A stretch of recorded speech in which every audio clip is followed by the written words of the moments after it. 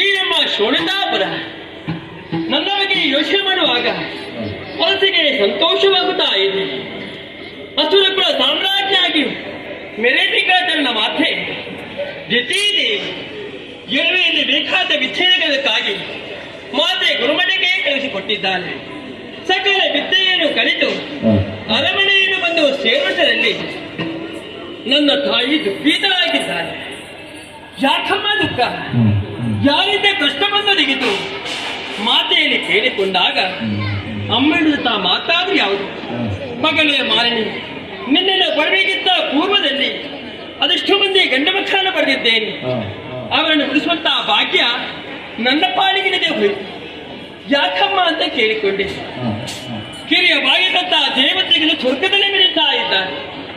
ಸ್ವರ್ಗದ ಸಕಲ ಸಂಪತ್ತು ತಮ್ಮದಾಗಿಸಬೇಕೆಂಬಂತಹ ಉದ್ದೇಶವನ್ನು ಇಟ್ಟುಕೊಂಡು ನನ್ನ ಕಂದಮ್ಮದಿನ ನಾಕಲೋಕವನ್ನು ಸೇರಿತು. ಸ್ವರ್ಗ ಸ್ವಾಧೀನಾದ ಬಳಿಕ ಆ ಇಂದ್ರ ಮೋಸ ವಂಚನೆಯಿಂದಾಗಿ ನನ್ನ ಕಂದಮ್ಮಗಳನ್ನು ಕೊಂದ. ಚಿಂತೆಯ ಯಾತ್ರೆಯಲ್ಲಿ ದ್ರವಣ ಸಾಗಿಸುವಂತಹ ಪ್ರಸಂಗ ನನ್ನ ಪಾಲಿಗೆ ಬಂದೊದಗಿದೆ. ಹಾಗೇನು ತೀರಿಸಬೇಕು ಈ ಬಗ್ಗೆ ಯೋಚನೆ ಮಾಡಿಕೊಂಡಿದ್ದವನು. ಅಮ್ಮ, ನಾನು ಏನು ಮಾಡಬೇಕಂತ ಕೇಳಿಕೊಂಡಾಗ ಮಾತಿನ ಮಾತಿಲ್ಲ. ಮಗಳೇ, ದಟ್ಟವಾದಂತಹ ಕಾಡನ್ನು ಸೇರಿ ಅದನ್ನು ಭಜನೆ ಮೂಲಕ ಮೆಚ್ಚಿಸಿ ನಿನ್ನ ಉದರದಲ್ಲಿ ವೀರ ದಿನದ ಕುಮಾರನ್ನು ಪಡೆಯುವಂತೆ ವರವನ್ನು ಪಡೆದುಕೊಂಡು ಬಾ ಮಗಲೇ ಅಂತ ಹೇಳಿ ಅಮ್ಮ ನನಗೆ ಆಜ್ಞೆ ಮಾಡಿದ್ದಾರೆ.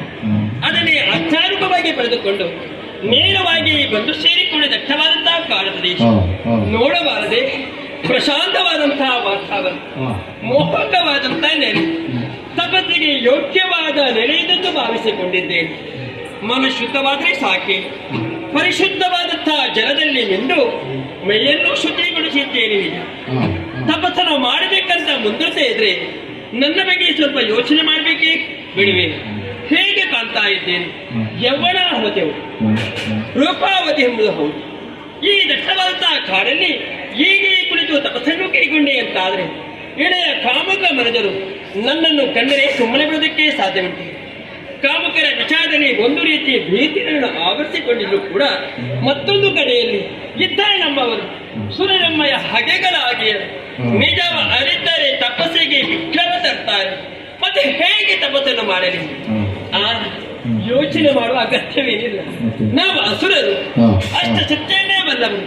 ಕ್ಷಣ ಮಾತ್ರ ತನ್ನಂತಹ ರೂಪವನ್ನು ಮರಬಿಡದೆ ಮತ್ತೊಂದು ಮಗದೊಂದು ಬೇರೊಂದು ರೂಪ ಧರಿಸುವುದಕ್ಕೆ ಸಾಮರ್ಥ್ಯ ಯೋಗ್ಯತೆಯನ್ನೇ ಪಡೆದುಕೊಂಡು ನಾವಾಗಿದ್ದೇವೆ. ಈ ರೂಪ ಧರಿಸಿದ ಕಷ್ಟ. ಮತ್ತೆ ಯಾವುದು ಹರಿತು ಹರಿಯುತ್ತಿರುವಂತಹ ಉರಗದ ರೂಪವನ್ನು ಧರಿಸಿಕೊಂಡು ತಪಸ್ಸನ್ನು ಕೈಗೊಂಡ್ರೆ ಹೇಗೆ? ಗರುಡ ನಂದೇನು ಉತ್ಸಾಹ ಇದೆ. ಭಕ್ತರು ಕೆತ್ತಲಗೊಂಡಾಗ ಬಿಸಾದ್ರೆ ನಾನು ಸಾಯುವುದಿಲ್ವೇ?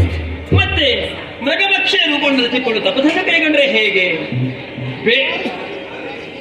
ಬೇಟೆಗಾಡೋಕ್ಕಾಗಿ ಬೇಟೆಗಾಡು ಬರ್ತಾರೆ, ಬಾಣವನ್ನು ಪ್ರಯೋಗಿಸಿ ಬಿಟ್ಟಂತಾನೆ ಮಾವಿನಾದಂತಹ ನಾನು ಸಾಯಿದೆಯೇ? ಇದ್ದು ಸಾಯಿಸಬೇಕಾಗತ್ತೆ. ಓಹೋ, ದೂರದಲ್ಲಿ ಕಾಣ್ತಾ ಇದೆ ಮಹಿಷಿಗಳೇ ಇದ್ದು ಇದ್ದ ಕಡೆಗೆ ದಾಟಿಸಿ ಬರ್ತಾ ಇದೆ. ಸ್ವಚ್ಛಂದವಾಗಿ ಮೆಚ್ಚುವಂತಹ ಮಹಿಷಿ ಮತ್ತೊಬ್ಬರಿಗೆ ಬಟ್ಟಲು ಕೊಡುವುದಿಲ್ಲ. ಸಾಕು ಪ್ರಣತೆ ಹೌದು, ಮತ್ತ್ಯಾಕೆ ಕಣ ಮಾಡಬೇಕು?